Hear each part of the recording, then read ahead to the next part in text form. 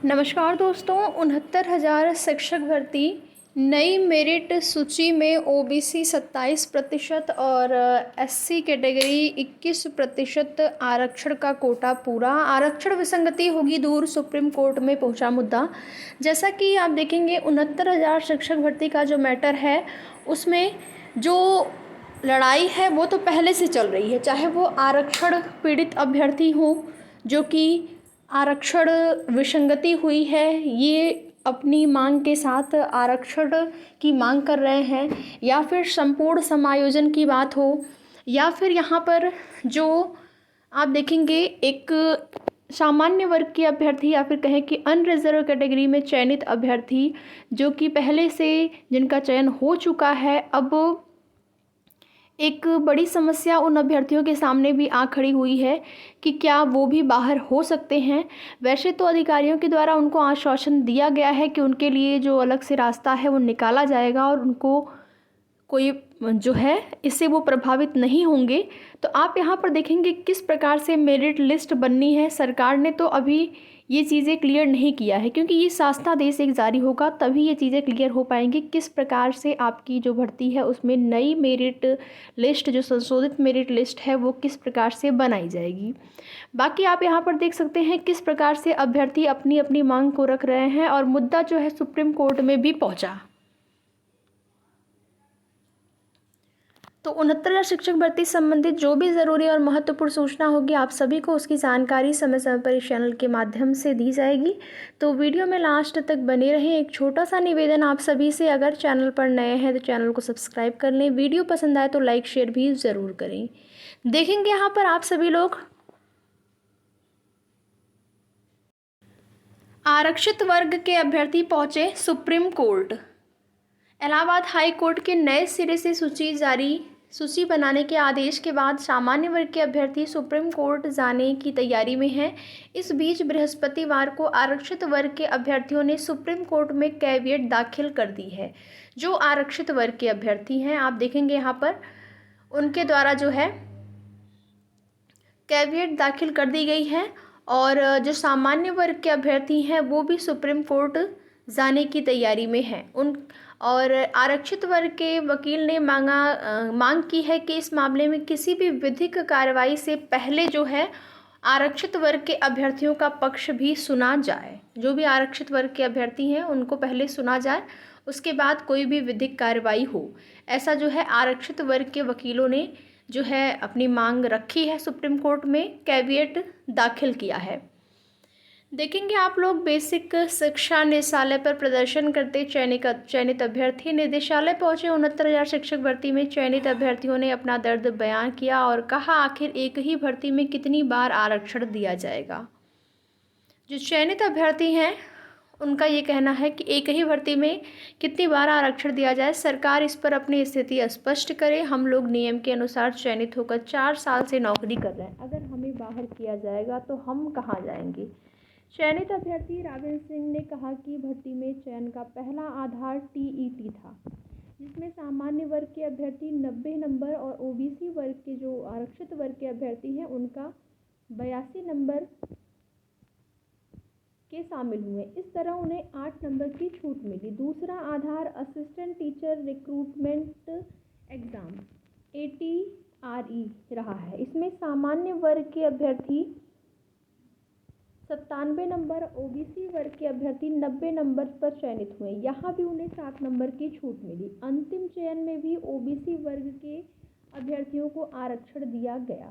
वे अपने मूल पदों के साथ अनारक्षित श्रेणी में भी 12,000 से ज़्यादा चयनित हुए हैं, जबकि पूर्व में ही यह कहा गया है कि एक भर्ती में एक ही बार आरक्षण का लाभ दिया जाना चाहिए। ऐसे में आरक्षण का लाभ 2 बार न दिया जाए, वह सरकार को पुरानी सूची की रक्षा करनी चाहिए। तो उनको आश्वासन मिला है कि उनको जो है वो प्रभावित नहीं होंगे। ये जो चयनित अभ्यर्थी हैं, जो चयनित शिक्षक हैं, उनके द्वारा ये धरना प्रदर्शन किया गया कल की डेट में, और उनका ये कहना है कि एक ही भर्ती में जो है 2 बार कैसे आरक्षण दे सकते हैं, या फिर आरक्षण दिया गया है।